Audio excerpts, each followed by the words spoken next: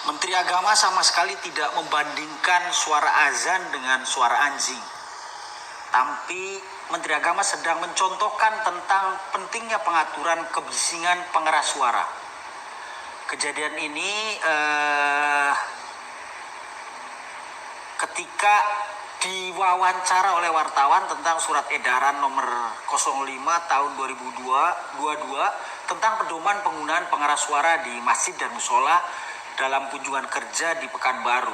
Kebetulan saya mendampingi beliau kemarin, dan Menteri Agama menjelaskan bahwa dalam hidup di masyarakat yang plural diperlukan toleransi, sehingga perlu pedoman bersama agar kehidupan harmoni tetap terawat dengan baik, termasuk tentang pengaturan kebisingan pengeras suara. Apapun yang bisa membuat tidak nyaman. Dalam penjelasan itu, Gus Menteri memberi contoh sederhana, tidak dalam konteks membandingkan satu dengan lainnya. Makanya beliau menyebut kata misal. Yang dimaksud Gus Yakut adalah misalkan umat Islam tinggal sebagai minoritas di kawasan tertentu di mana masyarakatnya banyak memelihara anjing. Pasti akan terganggu jika tidak ada toleransi dari tetangga yang memelihara. Jadi Menteri Agama sedang mencontohkan suara yang terlalu keras, apalagi muncul secara bersamaan, justru bisa menimbulkan kebisingan dan dapat mengganggu masyarakat sekitar.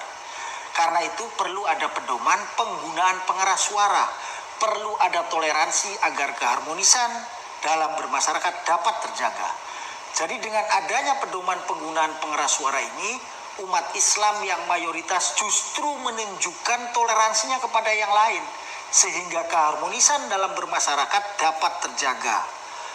Menteri Agama tidak melarang masjid musola menggunakan pengeras suara saat azan, sebab itu memang bagian dari syiar agama Islam. Edaran yang terbitkan, Menteri Agama terbitkan, hanya mengatur antara lain terkait volume suara agar maksimal 100 desibel misalnya.